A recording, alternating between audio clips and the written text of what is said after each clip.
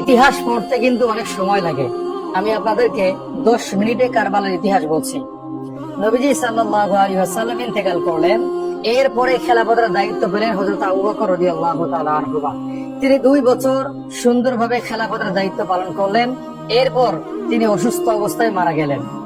আবু বকর রাদিয়াল্লাহু তাআলা আনহুর ইন্তেকালের পরে খলিফা নিযুক্ত হলেন হযরত ওমর রাদিয়াল্লাহু তাআলা আনহু।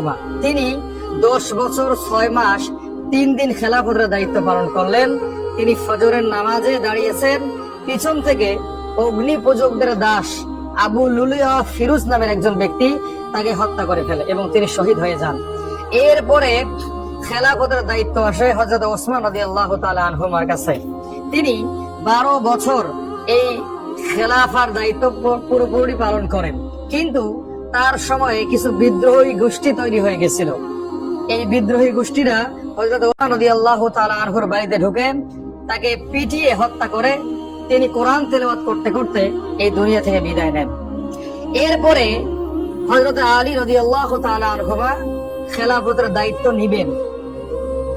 সিরিয়া বা শামের ওইদিকে ওসমান রাদিয়াল্লাহু তাআলা আনহুর খেলাফতকালে গভর্নর ছিলেন মুআবিয়া রাদিয়াল্লাহু তাআলা আনহু। আর এই মুআবিয়া রাদিয়াল্লাহু তাআলা আনহু ওসমান রাদিয়াল্লাহু তাআলা আনহুর ইন্তেকালের পরে খেলাফতের দাবি করলেন। এদিকে আলী রাদিয়াল্লাহু তাআলা আনহুর কাছে মক্কা মদিনার কিছু লোক বায়াত গ্রহণ করলেন। অন্যদিকে সিরিয়া বা শামের দিকে মুআবিয়া রাদিয়াল্লাহু তাআলা আনহু খেলাফতের দায়িত্ব ছাড়তে যাচ্ছেন না। আলী রাদিয়াল্লাহু তাআলা আনহু এবং মুআবিয়া রাদিয়াল্লাহু তাআলা আনহু দুই দলের মাঝে যুদ্ধ লেগে গেল। এটাকে বলা হয় সিফিনের যুদ্ধ। এই যুদ্ধে দুই দলেরই অনেক সৈন্য মারা গেল। এই সময় আলী রাদিয়াল্লাহু তাআলা আনহুর দলে ছিলেন আবু মুসা আশআরী রাদিয়াল্লাহু তাআলা আনহু এবং মুআবিয়া রাদিয়াল্লাহু তাআলা আনহুর দলে ছিলেন আমর ইবনে আস রাদিয়াল্লাহু তাআলা আনহু।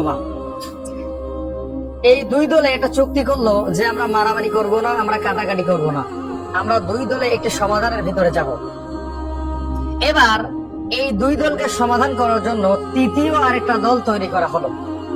এই তৃতীয় দল বলল আলীও ক্ষমতায় থাকতে পারবে না, মুআবিয়াও ক্ষমতায় থাকতে পারবে না, দুইজনই খেলাফতের দায়িত্ব থেকে সরে যাবে, নতুন একজন এই খেলাফতের দায়িত্ব গ্রহণ করবে। এই কথাটা মুআবিয়া রাদিয়াল্লাহু তাআলা আনহু মানল না। তিনি তার খেলাফতের দায়িত্ব কোনোভাবেই ছাড়তে যাচ্ছেন না। এবার 12,000 মানুষ আলী রাদিয়াল্লাহু তাআলা আনহুর দল থেকে বের হয়ে গেল। আর এদেরকে আমরা বলছি খারেজি আকীদার লোক। এদের কথা হচ্ছে আমরা আলীকেও মানি না, আমরা মুআবিয়াকে মানি না, আমরা আবু মুসা আশআরীকেও মানি না, আমরা কোনো কাউকে মানি না। কারণ এরা আল্লাহর বিধান দিয়ে, আল্লাহর কোরআন দিয়ে বিচার ফয়সালা করতেছে না, এই জন্য আমরা তাদেরকে মানি না। আর এই দলটার নামই হচ্ছে খারিজি দল। এই যে আমরা যে বাংলাদেশে বলি যে খারিজি আকীদা, এই যে 12,000 লোক যারা বের হয়ে গেল এরাই হচ্ছে মূলত খারিজি। এবার এই 12,000 খারিজিদের সঙ্গে আলী রাদিয়াল্লাহু তাআলা আনহুর একটা যুদ্ধ হলো। এই যুদ্ধের নাম হচ্ছে মারিয়ানের যুদ্ধ। এই যুদ্ধে আলী রাদিয়াল্লাহু তাআলা আনহুর বাহিনী এই খারিজিদেরকে পুরোপুরি দমন করে ফেললেন।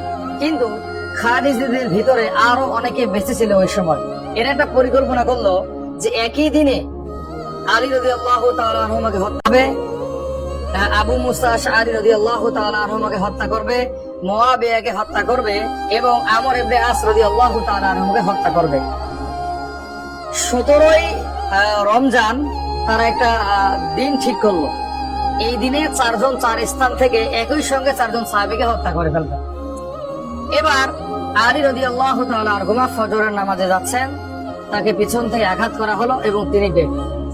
এদিকে মুআবিয়া রাদিয়াল্লাহু তাআলা আনহুকে ছুরি দিয়ে আঘাত করা হলো, কিন্তু তিনি বেঁচে গেলেন এবং আবু মুসা আশআরী এবং আমর ইবনে আস এই দুইজনও বেঁচে গেলেন। এবার আলী রাদিয়াল্লাহু তাআলা আনহুর ইন্তেকালের পরে একজনই বেঁচে আছেন, তিনি হচ্ছে